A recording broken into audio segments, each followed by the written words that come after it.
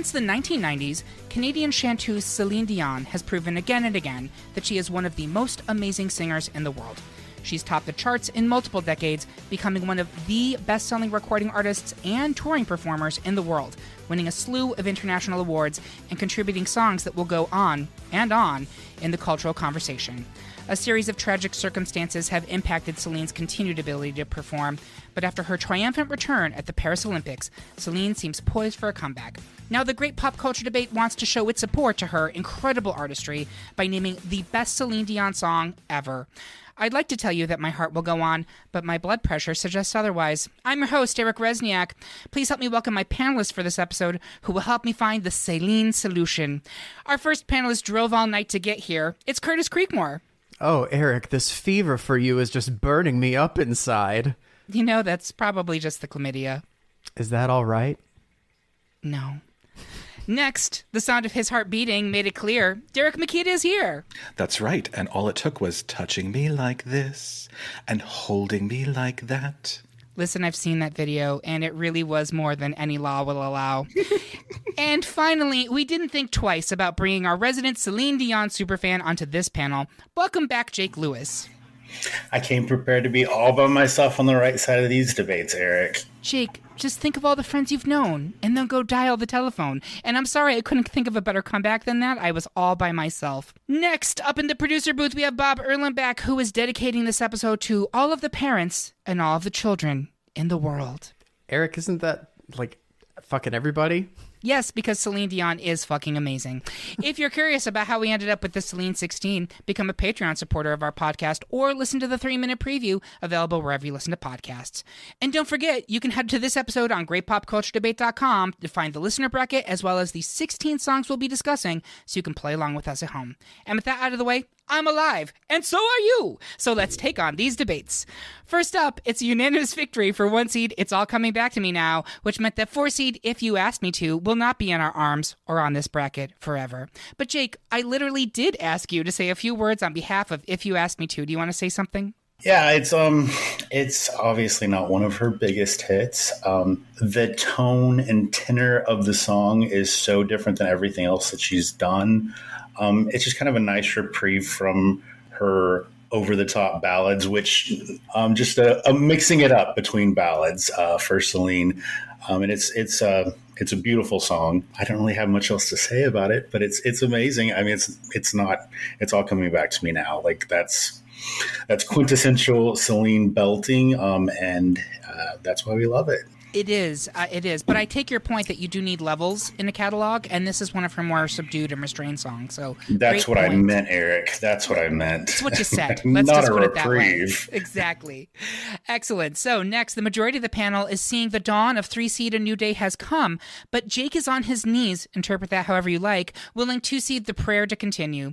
Jake, sing the praises of the prayer. Curtis, be the angel of love and touch us with your reasons for why New Day should continue. Jake, please go first. So, as usual, do not expect to win this. A New Day Has Come is a great song. The slowed down version and the sped up version are both very, very solid, good songs. I enjoy The Prayer kind of for the same reasons as I stated for the last song. It's just a slower, more out of character song for Celine. And it's also the only reason I know any Italian at all. But yeah, so the prayer was actually on the Quest for Camelot soundtrack, which I don't think that I knew. That soundtrack, I've never seen the movie, but I know that Leanne Rimes' Looking Through Your Eyes is on that soundtrack. The prayer is on that soundtrack. So banger after banger on kind of an unknown soundtrack. So Celine recorded it in English on that soundtrack, and then Andrea Bocelli recorded it in Italian on that soundtrack. And then it was so good that they decided to sing it together. So it won a Golden Globe Award for the Best Original Song and was nominated for an Academy Award for Best Original Song in 1999 and a Grammy Award for Best Pop Collaboration with Vocals in 2000.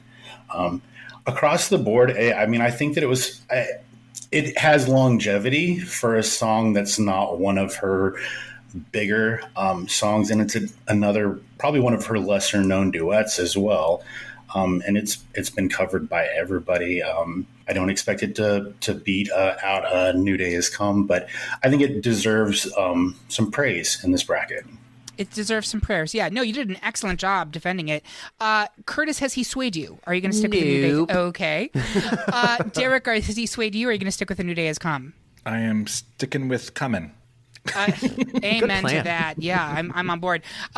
Two things. First, this is the first time that the quest for Camelot has ever come up on this podcast in 4+ years. So thank you for achieving that. And second, I actually recently just witnessed Curtis's own husband do a beautiful version of the prayer at a karaoke duet. So I'm sad to see it go because you made me love that song.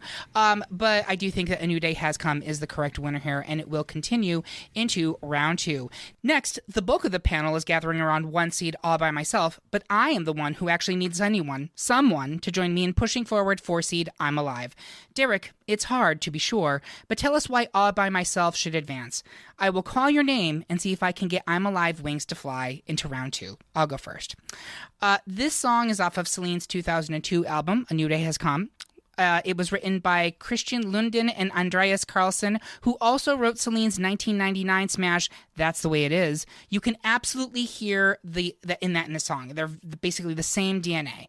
It was a commercial success, hitting number 6 on the U.S. Adult Contemporary chart, and has gone on to more than 50 million streams as of 2019, her 9th most streamed song in the country. This is a mid-tempo bop for Celine, and I completely understand why people prefer All By Myself. But first, this is a Celine original. All By Myself is a cover. And second, you know I love a good bridge, and this song has a lovely one. Additionally, it found a second life in 2024 when it was mashed up with And the Beat Goes On by Majestic and The Jammin' Kid. I have no idea what those words mean, but it was a funky dance remix, and it got significant buzz with the Gen Zs. But that being said, have I swayed anybody? Because I think I'm the only one out here on myself. Derek, are you sticking with All By Myself? Yes, because I know I'm not all by myself on this. You are not. Jake, are you sticking with All By Myself? Yeah, I'm sticking with All By Myself. Curtis? Same. I like I'm Alive. I think that it's an interesting song, and it just doesn't go anywhere for me. It's just that bass line, the beat just keeps going, and it doesn't really take off the way that a lot of her other songs do. So yes, I'm going to stick with All By Myself. All right, so ironically, I'm Alive is not, in fact, alive in our brackets, and we will move All By Myself into round 2. Next, a tale as old as time, as the panel is evenly split between 3-seed Beauty and the Beast and 2-seed Because You Loved Me. Derek, lay down some truths. Make us see why Because You Loved Me should move into round 2. Jake, be true as you can be, and let's see if you can get someone to unbend unexpectedly to join Beast. Derek, please go first. Billboard ranked this as number 14 in their top love songs of all time. So let's start there. Number 14. Doesn't sound impressive, right? But of all time? Look, we're about a century into recorded popular music now, and one of the most prevalent themes in that music has been love in one form or another. So really, number 14 is pretty high ranking. Because You Love Me was nominated for a slew of Grammys, as well as a Golden Globe and an Oscar, because it serves as the theme song to the 1996 film Up Close and Personal with Robert Redford and Michelle Pfeiffer. It also feels like a Celine Dion original. It is not a cover. It is not immediately associated with some more dominant pop culture IP juggernaut like Beauty and the Beast. This is Celine's time to shine. It's a big ballad. It's an emotional roller coaster, as so many of her songs are, and it's just the superior choice here. Also, you will rip Angela Lansbury's Beauty and the Beast from my cold, dead hands. The woman is a treasure on both sides of the pond, and her version is the definitive version, R.I.P. Mrs. Potts. So I said what I said. Let's make the right decision here. Ooh, church. All right, Jake, that being said, the gauntlet has been thrown down. Talk to us about Beauty and the Beast. Yeah, I mean, Up Close and Personal, I mean, I don't want a song that's associated with that movie, right? I mean, Beauty and the Beast is, like you said, I mean, much more culturally significant than Up Close and Personal. Nobody remembers that movie. Robert Redford was in it, I think, maybe. Yep. Michelle Pfeiffer was in it too, right? We love Michelle Pfeiffer. Oh, we do love Michelle Pfeiffer. Taking that out of it, Beauty and the Beast obviously holds up a lot better than that movie. That being said, we do love Angela Lansbury. She was in my notes as well. I do love her version, but when Celine's voice comes in at the start of that song. It's her song. Peebo Bryson's there too. I'm glad he got to do something, but it's Celine's song. It won the Grammy Award for Best Pop Performance by a duo or group with vocal in 1993. It won the Academy Award for Best Original Song in 1992.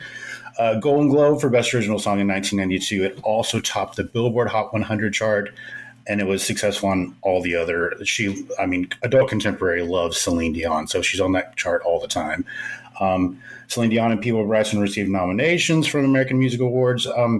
And like, this was, in my head, it was whenever I fell in love with Celine. Like, she was accessible. I was a kid. I heard this voice and I was like, oh, I love this woman. And I think I'm probably gay. So it's a huge moment in my life and in my formative years. I wouldn't have been allowed to watch Up Close and Personal when it came out. So that probably has something to do with it. But yeah, I mean, I think Beauty and the Beast is the superior song overall. Great argument. Curtis, where are you on this one? I'm still going to stick with Because You Loved Me. During the warm-up, I mentioned that some of the music between Toni Braxton and Celine Dion, it was possible that they were going to sing each other's songs. This was the one. Because You Loved Me was the song that was almost Toni Braxton's, and Unbreak My Heart was almost Celine's song. I'm glad that they switched and ended up the way that they did. I don't care for this version of Beauty and the Beast. Peebo Bryson was everywhere in the 90s, and it doesn't hit the same way. It just sounds like the Water Festival, which you all don't know what that means, but I do. So, Because You Loved Me. Mm-hmm. I am scandalized. I'm shocked. The gooped, the gag, the gumption that you would speak so unkindly about Beauty and the Beast. I can't have it. I'll just say this. You can knock all you want that Beauty and the Beast is not as good as the Angela Lansbury version, but Angela Lansbury's version of Because You Love Me is terrible, and we never talk about that. Kidding. I'm sticking with Beauty and the Beast here, Jake. You and I are the ones with taste, but it doesn't matter because Beauty and the Beast is a 3 seed, Because You Loved Me is a 2 seed. And that means Because You Loved Me is going on. Boo tomato is what I have to say that. But that's what we're doing. Next, it's another unanimous decision as 1 seed. My Heart Will Go On really will go on into round 2 as it cruised past the Christmas classic Oh Holy Night, a 4 seed. Next, the majority of the panel wants 3 seed Where Does My Heart Beat Now, a 3 seed, to find a home in round 2. But Curtis is creeping in our room to push for 2 seed I Drove All Night. Curtis, what in the world keeps your faith in Drove All Night from falling apart? I will explain why Where Does My Heart Beat gives me so much to believe in. Curtis, please go first. Oh, I honestly cannot believe that I am the only person who is voting for I Drove All Night here. I don't think that there are any bad songs in this top 16.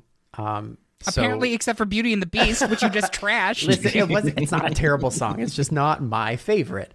I will say with, what is it? Where Will My Heart Beat Now? There's room for everyone. It is such a thoroughly 80s sounding song, and I'm just not a fan of 80s music. I know that you all are. I am not. Whatever. But this is not just a vote against WDMHBN, which is so much harder to say than nice try. Where Does My Heart Beat Now? I Drove All Night is one of my favorite Celine Dion songs, period. It has such an excellent driving beat throughout the entire song. The lyrics are amazing, albeit creepy. I do not recommend creeping into someone's bedroom to have sex with them while they're asleep. Emerging from the bathwater bass line to the nonsense syllables, this song is quintessential Celine. It shows off her powerhouse voice and the notes that she holds for absolutely forever, ending in her little lilts. Celine is the queen of vocal embellishments, and I think that's really on display in this song. I especially love that she does at the end of basically every song where she adds little vocal nuggets of amazing, little variations on the theme, which she does in IDAN 2. I could listen to this song on repeat and not get tired of hearing it, so that's my vote. Yeah. Amazing vocal nuggets or something like that needs to be a t-shirt. That's the great pop culture debate basketball team, the amazing vocal nuggets. Derek, has he swayed you, or are you sticking with Where Does My Heart Beat Now? I am sticking with Where Does My Heart Beat Now only because and honestly, Curtis, I probably would have voted for I Drove All Night if it were up against something else. But also I'm slightly conflicted in that song because it is also a Cyndi Lauper song. And I can't decide who does it better, to be perfectly honest with you. I don't know if there's a winner or a loser there. They're both really great. Yeah. Jake, where are you on this one? Is it going to be Where Does My Heart Beat Now or I Drove All Night? It's Where Does My Heart Beat Now, but I see Curtis next week, and it is on site. I'll tell you that right now. Wait. We can disagree, but the beauty and the beast of it all. I mean, this is rough. It's gonna be rough for you next week. I need to see you on a karaoke stage performing these songs, or we're not gonna go anywhere. All right, well, that means I'm going to save my argument, and Where Does My Heart Beat Now will keep beating into round 2. I Drove All Night is taking a pit stop, and she's out of the competition. Next, another split decision between 1 seed The Power of Love and 4 seed To Love You More. Jake, tell us why you'll be waiting to love you more to rank it to round 2. I will be your lady. I'll be your man. I'll be whatever you want me to be so long as you vote for The Power of Love into round 2. Jake, please go first. Well, you stole my number one argument. I love a pause in a song. Like whether it's Whitney, whether it's Alanis, like the best of the best. And this song has one of the best pauses and builds of any song ever. I love it so much. And the violin in it, it's incredible. Like statistically, obviously it was number 1 on the Billboard Adult Contemporary, which all of her songs seem to do. But it also became a smash hit in Japan, hitting number 1 for 5 weeks and selling 1.5 million copies. She was the first international artist to reach number 1 on their singles chart since Irene Cara with the song Flashdance, What a Feeling in 1983. To Love You More remains the 3rd best-selling song by any international artist and the best-selling single by an international female artist in Japan. It also only one of 3 international songs that has sold more than 1 million copies. Celine is the most recent North American artist to reach number 1 in Japan. I know it's Japan, large country though, and they love her. We love her. International influence by something that's completely in the English language. You know, very, very impressive stats for that song. It's my personal favorite Celine song. I'm kind of an outlier with that, so I feel very strongly about this one. Interesting. I will say Japan has excellent taste. They are tastemakers globally. And so if you are able to cross over and have huge success in Japan, that is big. That is a very big deal. And Celine absolutely has. That's something we have to acknowledge right off the bat. Like, she got in a lot of places where many artists never could make a dent. But let's talk about The Power of Love. Celine's version of this song, which was originated by Jennifer Rush in 1984, then covered by Air Supply in 1985, then sung by Laura Branigan in 1987, was released in 1994 off the Color of My Love album. 'Cause I'm your lady and you are my man. The pathos, the drama. This is what you want out of a Celine Dion song. This song requires some serious vocal gymnastics, and Celine nails them, as well as that belt that goes off in the chorus. It's like being slapped in the face, but in a good way. Rush, Air Supply, Branigan, very skilled, beautiful singers. Nobody touches Celine's version of this song. Unimpeachable. Also very popular. Jake gave us some great stats for To Love You More. Here's a couple I'm going to give you for The Power of Love. It topped the Billboard Hot 100. The single went platinum in the US and in Australia, which is less significant than Japan. I'll give you that. And it was ranked in Canada as the number 5 song of the entire 1990s. Billboard would go on to rank it as the 46th best love song of all time. It's a tough matchup. These are both very good songs, and the fact that we're in round 1 shows you the incredible catalog that Celine Dion has given us over 3 decades. Curtis, is it going to be To Love You More, or is it going to be The Power of Love? I'm crushed that To Love You More is the 4 seed here, because it is also one of my favorite Celine Dion songs, and I'm voting for it just because I love it. I love the violin. I think that Derek is going to vote for it too, so I think I'm comfortable, because I do believe The Power of Love should move forward, but I'm voting for To Love You More. Derek, is it going to be The Power of Love or To Love You More? I still think it has the power to move forward, so The Power of Love is what I'm choosing. It does, and I'm so sorry, Jake. I know this is your ultimate pick. This was amazing song versus amazing song in round one, but get used to it because that's going to be this whole bracket. You can all start crying whenever you feel the need. It's fine. Celine would approve of it. Finally, in round one, the majority of the panel doesn't want to give up on its faith in 2-seed That's the Way It Is, but Jake is scared, so afraid to show he cares for 3-seed Tell Him, featuring Barbra Streisand. Curtis, tell us why That's the Way It Is will make it to round two, because, well, that's literally the way it is. Jake, love will be the gift you give yourself. Tell us why Tell Him should be advanced. Jake, please go first. Okay. This very unpopular pick, I know. That again, I love every single Celine Dion song. So I was going through the bracket. I'm just like, which one is hitting for you right now? I was not a huge fan of Tell Him whenever I heard it the first time, and it grew on me over time. Still don't like the video because David Foster's in it, and I don't like David gross, Foster. Yeah, he's disgusting. Although he produced most of these songs. All of these songs, I know. But seriously, watch him on Real House of Beverly Hills. Boo, awful, boo. Awful. Team Yolanda. Yeah. But this song was a top 10 hit in over 15 countries. Number 3 in the UK, number 2 in Ireland, number 4 Italy. It peaked at number 3 on the European Hot 100 singles chart. For being like a slower, very slow song that doesn't have a ton of build to it. It's two absolutely amazing queens singing their hearts out and kind of giving each other space to just kind of do what they do. And for two very talented singers, especially Barbara, to just kind of be like, okay, I'm acknowledging that this woman can hang with me, at that point in time was huge. They were supposed to perform the duet at the 40th Grammy Awards, which it was nominated at, and it was canceled because Streisand had the flu. So in my mind, like, the song would have been even bigger if they could have promoted it anymore. I'm not blaming Barbara, but maybe she held Celine back a little bit, you know? Oh, that is a big swing at Miss Barbara. Has he swayed you, Curtis? Are you going to stick with That's the Way It Is? Well, I'm probably going to lose a friend over this. Sorry, Michael Steinberg, but That's the Way It Is the better song here. So yes, I'm going to stick with TTWII. It's not going to happen. You're not going to make it happen this time. Derek, are you sticking with That's the Way It Is, or are you going to go with Tell Him? I am sticking with That's the Way It Is. I just think it's more important to her pop catalog. So that's where I am on that.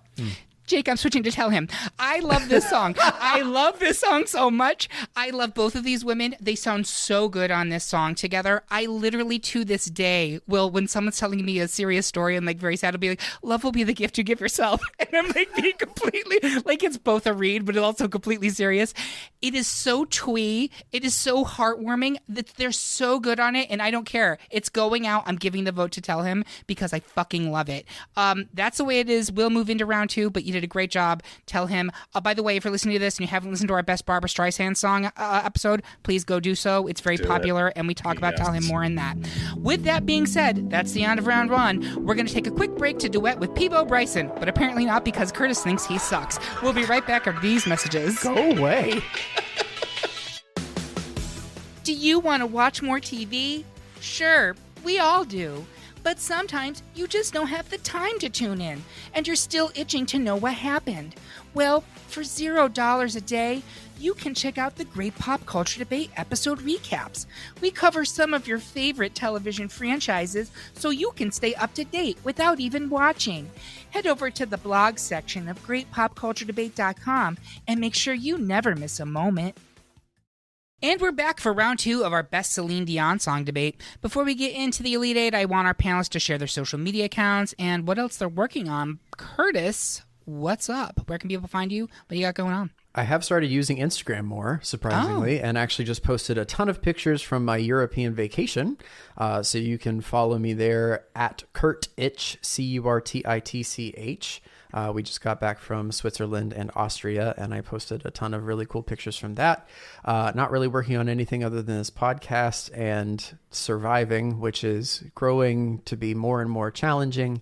By the time you all hear this, Jake and I will be competing against each other in the Gay Softball World Series in Las Vegas, Nevada. Scandalous. Yes. So Jake's going down. Oh, we'll see. I mean, I'll hopefully let it's you Las win Vegas. this. I'll let you win this. I'll take the series. There we go. We'll see. Aren't you in a different division than me now? I am in a different Yay! division. We don't have to fight each other. Yay. You just have to play. You have to just play my boyfriend, so I'm still going to cheer against you. Oh, okay. I would have cheered against you either way. You know that. That's what we like to hear. Derek, your socials, what else you working on?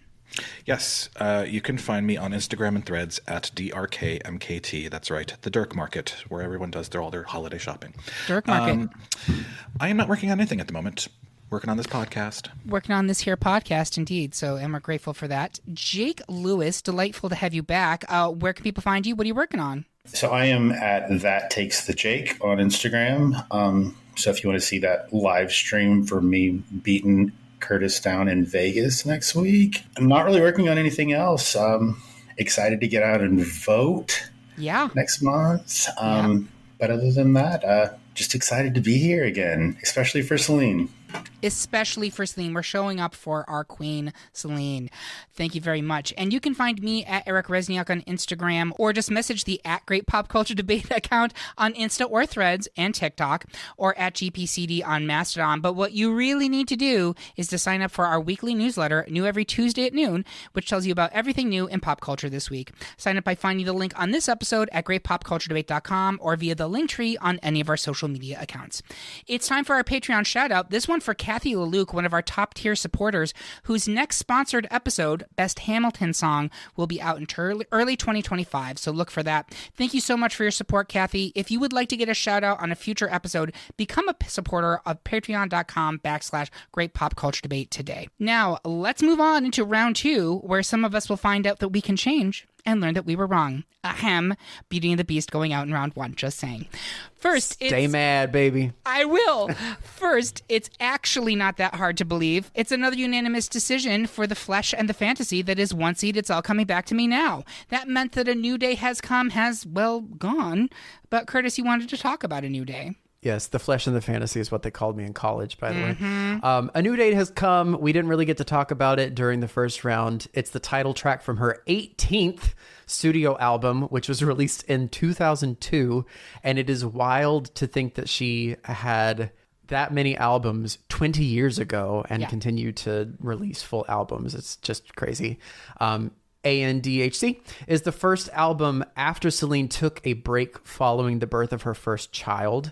And this song itself has 2 different versions Jake mentioned earlier. One is more of a moody, broody, beautiful cover girl hit.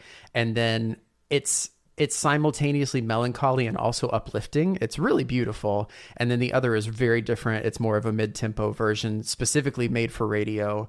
It has much more of an ethereal feel, but it also has a driving drum behind it. I prefer the ballad because I think it fits the overall feel of the melody and the lyrics better. But I think it has to go out here. It makes sense that It's All Coming Back to Me Now moves forward. Great argument there. Thank you for that. I do want to touch upon something you alluded to, which is her prolific nature. So you said there were 18 studio albums by the early 2000s, and she started recording in the 80s. One of the things that, if you have not watched her documentary on Prime Video, which is called I Am Celine, it is a difficult watch. I will not lie. It was have tissues ready and be ready to be very sad for Celine. You just want to hug her for the entirety of that film. Just tell her, you have done so much, you've done enough, because she is a workhorse, and you can see it very clearly in that film. She feels obligated to her fans and to the people who she keeps in her employ. She's had the same touring band, I think, for decades. Like, she clearly feels a responsibility to them to keep going and going and going, even when she's having difficult times, right? It makes me respect her tremendously. But if you are listening to this, Celine, and I hope you are, we love you, but it's okay to take a break because, my God, what you have accomplished, and we hope you accomplish much, much more. There's so much more in front of you. But wow, what an incredible catalog for this woman for the past 30, 40 years, right? With that being said, next in a battle of two of Celine's massive movie smashes, it is another unanimous victory, this time for 1 seed All By Myself, which means 2 seed Because You Loved Me is out of the bracket. But we haven't really talked about All By Myself, so Derek, explain why you aren't living alone in pushing it into the final four. So this is Celine's cover of Eric Carmen's 1975 classic, and boy, does she own it now. Like Tina Turner Proud Mary levels of ownership. Yeah. Celine captures the raw emotion in the lyrics of this song like no other, and the levels from the soft contemplative to the yearning power in this power ballad. She brings it all by herself. It stayed at number 1 on the adult contemporary charts here in the US for 3 weeks, and more than earns its place in the pantheon of greatest Celine hits. Entertainment Weekly put it best, quote, "She crashes through the glass ceiling of passion," unquote. Even the official YouTube posting of this music video currently stands at over 70 million views, and that's just since it was first uploaded in 2012. So it's still resonating. I knew that I wasn't going to be all by myself in wanting to push this forward, so I'm glad that it's moving forward. At least 5 million of those are just me playing it on repeat on Saturday nights from 2006 to 2012. So you're welcome, Celine. Just joking. Thank you very much for that. I will also add on the All By Myself, its use in Clueless is a absolutely critical Gen X moment where Cher is sitting in front of the fountain and this is playing and the fountain lights up when she realizes that she is in fact butt crazy in love with Josh, just as Celine Dion is hitting that incredible note at the bridge. That is so many things working together in concert.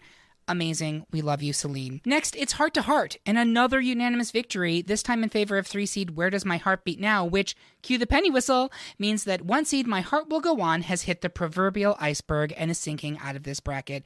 But Derek, you wanted to crawl on a door that was clearly big enough for 2 people as you bid adieu to My Heart Will Go On. Not 1998's biggest hit going out. Scandal. What's that? Cher's Believe was the biggest? Well, you could have fooled me with how overplayed and overhyped this was. Listen, we all know how massive this song was.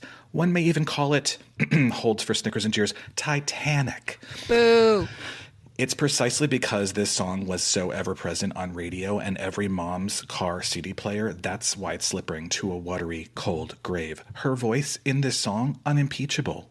Celine just has a way of capturing and conveying emotion that is unparalleled. And to many, this is her signature song, right? But like the iceberg said, in this case, the iceberg played to perfection by Bowen Yang on SNL. First of all, you came to where I live and you hit me. Then I hear this Irish cacophony behind me. Too much of a good thing can be just that, too much. And so we bid adieu to 1998's second biggest hit. My Heart Has Moved On. Great job, Derek. I do want to say it's funny that you use the term unimpeachable in associated with the song, considering that Celine herself tweeted at Donald Trump for using the song at his rallies in the summer of 2024. And she's like, first of all, literally never. And secondly, I believe the direct quote was, and really, that song. So, I live for shady Celine and unimpeachable, with Donald Trump. Rue never. So we will be moving Where Does My Heart Beat Now into the final four. Finally, you came here for a debate. We're going to give you an actual debate. The panel is split between 2 seed, That's the Way It Is, and 1 seed, The Power of Love. But Derek, I can read your mind, and I know your story. That's the Way It Is your ultimate pick to win this bracket, so why don't you speak on the song? So, unquestionably, this is one of the best songs of 1999, and indeed, it is one of Celine's best. It's got a solid pop pedigree, having been written by Swedish producers Andreas Carlsson, Max Martin, and Christian Linden, who had written a string of songs for artists such as NSYNC, the Backstreet Boys, and Britney Spears. In fact, her performance of this song with NSYNC during her 1999 CBS special is permanently seared in my brain. Maybe that's what knocks it down a peg in my book. While it's a fantastic Celine song and she could perform it the way she does, it does somehow feel like a late 90s NSYNC song. It's one of my favorites. I hate to pigeonhole it like that because I do think for me, this took Celine out of her adult contempo lane and solidified her as a major pop star. I'd be happy to see it crowned, but I do think we've had better in these brackets. Scandalous. So I've already talked about The Power of Love. I talked about it a lot last round, but I do want to put it up for votes. Jake, it's The Power of Love versus That's the Way It Is. Where are you on this one? I think I'm going to go with That's the Way It Is. Stronger song overall. I think it is poppier, and you don't get that.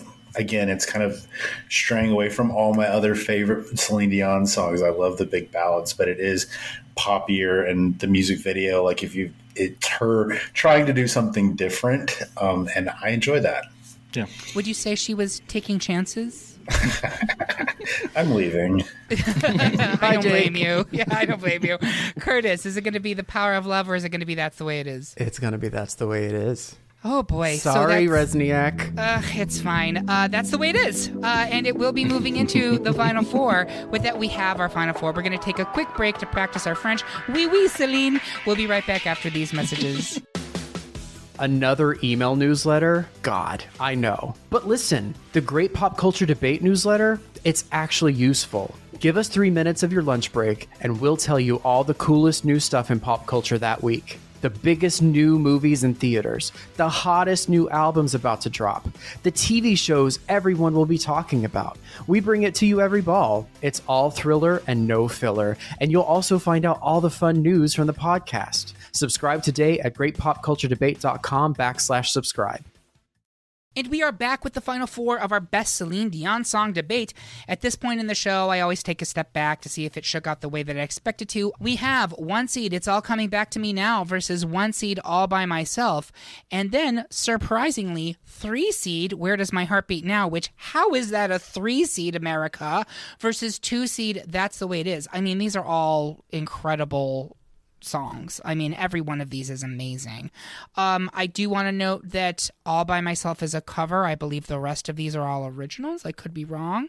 Actually, It's All Coming Back to Me Now. Was that originally a Bonnie Tyler? It wasn't. It was originally Bonnie Tyler. That just. It's All Coming Back to Me Now.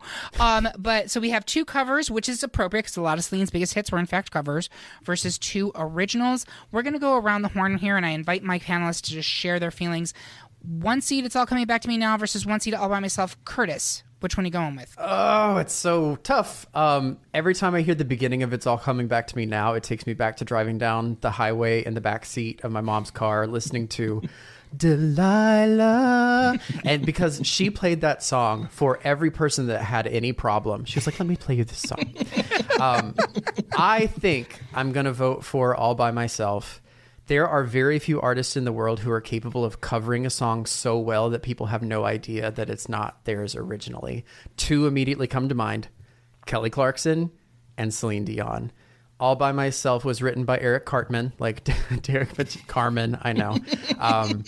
It is the definition of a power ballad. It is plaintive and passionate and beautifully sad. It showcases just how powerful her singing voice is, especially at the end when she launches into the stratosphere with the F5 high note that wasn't originally planned in the song. The producer for the record surprised her at the recording with that note and the key change that led to it. And to me, that note makes the song. Celine Dion is the queen of the key change. So many of her most amazing songs include a powerful key change just before the final chorus and the closing. And All by Myself is at the top of that. Okay, great argument. Derek, where are you? Is it going to be All Coming Back to Me Now or All by Myself? I am with It's All Coming Back to Me Now. Do you want to talk about it? I can tell you why. I would love to hear why. So am I alone in this, the weird Mandela effect, whereby I remember the song as 1, recorded by Celine Dion alone, and then 2, also recorded as a duet between Celine Dion and Meatloaf? I don't know. In fairness, Meatloaf did eventually record his cover of this song in 2006, and it did, I guess, see minor success. But, I mean, nowhere near the fame and accolades that Celine saw with the recording of this song. Maybe my cerebral misfiring on this can be chalked up to the fact that her original recording of the song for her album Falling Into You clocks in at a lengthy 7 minutes and 37 seconds. That, my friends, is a song of Meatloaf proportions and should be no surprise, as it was written by his longtime collaborator, Jim Steinman. Unsurprisingly, a radio edit was quickly made. My God, did it take off in 1996. It was giving rock opera, and Celine was just the right artist to serve it up. So that's why it's my pick here. Great point. I'm glad you mentioned the Jim Steinman of all, because it's the same DNA, right? It's the same DNA in both of those songs, and I think that's what's causing the kind of confusion. Jake, this is a tough decision. Is it going to be It's All Coming Back to Me Now or All by Myself? Not the hardest decision for me. I do love both of these songs a lot, but It's All Coming Back to Me Now is the clear winner. And if anybody ever tries to play the radio edit, not the 7-minute version, get out of my car, get out of my life. It's so good. Like the video, he's wrecking his motorcycle. Not all of it makes sense. I don't get it. I love it. They'll play it at a bar and everybody sings along with that song. Gay bar, obviously, but I mean, we love it. I mean, It's All Coming Back to Me Now is just one of, like, you hear that song and it is all Celine doing what Celine does. It is camp. It is like, but it's camp that's intentional camp, and it is also ecstasy. I don't mean the pill that you take, but also that. But it is just power, right? And it's so over the top in the best possible way. It is a Rococo pop song, which I didn't know was a thing that existed, but it does, and it's this song. So I'm also giving it to It's All Coming Back to Me Now, which means All by Myself will be leaving the bracket. You've done a great job arguing for it, Curtis. Love its song, but It's All Coming Back to Me Now is into the final two. Next, it's 3 seed Where Does My Heart Beat Now versus 2 seed That's the Way It Is. I want to start with Jake. Jake, you did want to talk about Where Does My Heart Beat Now, because you really barely have scratched the surface there. I am going to vote for That's the Way It Is in this argument. But I do love Where Does My Heart Beat Now. I feel like it's a completely different, almost a different genre between the two songs. Like the space of time that went past between them, it shows you her growth as an artist between those two times. So Where Does My Heart Beat Now was released in 1990 on her self-titled album, which I didn't realize before I was researching this, that it was like her first English, like this is what brought her into the English language sphere. But it did like cement her as an English language pop artist. And it's just such a powerful, beautiful song. You can hear the longing in her voice. It was About.com ranked it as number 5 on their list of top 10 Celine Dion songs. And it just, I think it put her on the map for us. You know, I mean, where the French people already had her, she kind of came into our consciousness with this song. So I think it deserves to be here. That being said, I'm not going to vote for it in this argument, but I do love the song. Great. And one of the things that I discovered while doing my research for this, this was the song that brought her to America, but she'd been recording since the 80s, and I didn't realize this. Celine won Eurovision. Celine Dion won Eurovision in 1988 representing Switzerland. And I was like, what? But sure. This was the one that launched her here. And I was alive. I was a person in 1990, so I remember hearing this on the radio, but I don't think I had the awareness. Like, imagine being an adult and this song comes on the radio for the first time. You had to have done like a whiplash, like who is that? Because nobody sounded like Celine Dion on the radio in 1990. Nobody. Like Mariah Carey was probably the closest, and I don't even think she was close to the power that Celine had even back then. Derek, where are you? Is it going to be That's the Way It Is, or is it going to be Where Does My Heart Beat Now? I think it's still That's the Way It Is for me. Curtis. TTWII. I could not disagree more heavily here. Nothing against That's the Way It Is. Really, nothing against it. But to me, Where Does My Heart Beat Now? Man, it was Celine Dion's first Billboard Hot 100 Top 10 single. It made her the first French Canadian to crack the U.S. Top 10. It peaked at number 2 on the Billboard charts, and it won the ASCAP Pop Award for the most performed ASCAP song of that year. ASCAP? ASCAP?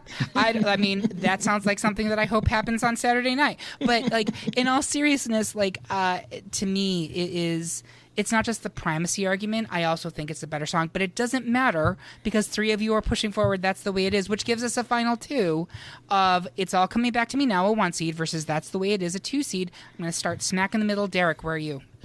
This is tricky, but I think I'm going to stick with It's All Coming Back to Me Now. All right. Jake, is it It's All Coming Back to Me Now, or That's the Way It Is? Yeah, I think that's the way it is poppy Celine, and It's All Coming Back to Me Now is campy Celine, like you said, and I love campy Celine. So yeah, It's All Coming Back to Me Now. Curtis Creekmore. Well, listen, because I'm going to give you my argument for That's the Way It Is, because it is my, I think, favorite Celine Dion song. Never mind. That's the Way It is the perfect pop song. And you can tell that it is a Max Martin joint from the jump. I absolutely love the harmonies throughout the entire song. The chorus is untouchable from the melody to the lyrics. The vocal runs that she puts into this song, and I'm going to try to sing it, but I am a bit sick. When you want it the most, there's no easy way out. That little like lilt down into that is one of my favorite things in any song that I have ever heard, ever. And you even get that early 2000s whisper singing with That's the Way It Is. Like, and the bridge. Celine Dion is the queen of the musical bridge. So many of her best songs have a kick-ass bridge that carries you to the end of the song. And I love how this one specifically takes it into like a suddenly darker place, almost like you can see the clouds forming on the horizon. But then you're reminded of the theme of the song, that love comes to those who wait. And then it ends in power and excitement. It is simple and joyous, and it's a beautiful message, and it is the perfect pop song. I think it's adorable that you're going to talk to me about bridges and a Celine Dion song against It's All Coming Back to Me Now. I find that the height of irony, but I love it for you. So thank you for giving me your dissertation on That's the Way It Is. You did a beautiful job. Now I'm going to give you mine on It's All Coming Back to Me Now. Man, I'm really loving this patronization that I'm getting. I'm really doing it. I'm leaning in. Celine would want me to. The opening piano chords, the violas or cellos answering in response. The wind is rushing. And if you thought that wasn't dramatic enough, here comes Celine wringing every ounce of emotion out of these completely melodramatic lyrics. Also, sleigh bells. There are sleigh bells in the entirety of this song throughout good chunks of the verses. And I somehow never noticed them because this song is so fucking epic that I don't even hear the sleigh bells in it. We have talked about Jim Steinman on this podcast. I don't want to go into it again, but seriously, he's amazing. Everything in this song builds. Not an ounce of the drama of this song is wasted. The guitar starts squealing, Celine starts belting, the backing chorus comes in, oh, oh. Each verse gets progressively more over the top until it was more than your laws would allow. A euphoric explosion. Can you forgive her all this? Can she forgive you all that? Then maybe the flesh and the fantasy can continue spectacular. A gay fantasia. I don't know if a pop song can be a grand guignol, which Celine would approve, as that's a French term, but if it can, this is the song. So, with that being said, I turn back to my panelists. Derek, are you sticking with That's the Way It Is? Or excuse me, you're sticking with It's All Coming Back to Me, or you're switching to That's the Way It Is? I'm sticking with Celine in It's All Coming Back to Me Now. Jake Lewis, is it going to be It's All Coming Back to Me Now, or That's the Way It Is? I'm sticking with It's All Coming Back to Me Now, but Curtis singing it and you just speaking it swayed me a little bit, but I'm going to stick with my choice. I don't blame you for that one. Curtis, can you forgive me all this for pushing That's the Way It Is out? I cannot. In fact. Okay, fair enough. Also, I can live with it. This is one of those songs that I have the misheard lyrics. I always thought it was more than any lousy love. And now you know. Allow, it's so much better the real way. It is. And there you have it. Our pick for the best Celine Dion song is It's All Coming Back to Me Now. Do you agree? Do you think we need to experience the power of love?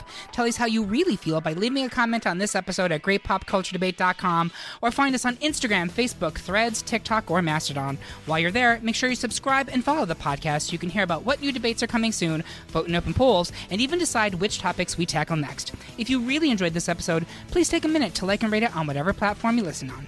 I want to say thank you to my panel. I know some of you drove all night just to get here, so I appreciate you. And thank you for listening. If you loved what you heard, please consider supporting us on Patreon, where you can get even more exclusive content and you get episodes a whole day early. We hope you have a good one, and remember, everyone is entitled to their wrong opinion. Merci beaucoup, Celine. Peebo Bryson.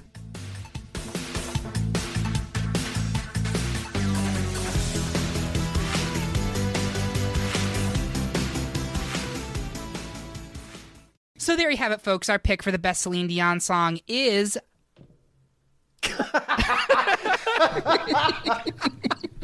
myself. It's all coming Senility back to me is what it is. now. Jesus Which is Christ. ironic because it's all coming back to me now. Let me try that The ghost again. of Renee is inhabiting his body. Oh, Renee, come and take it.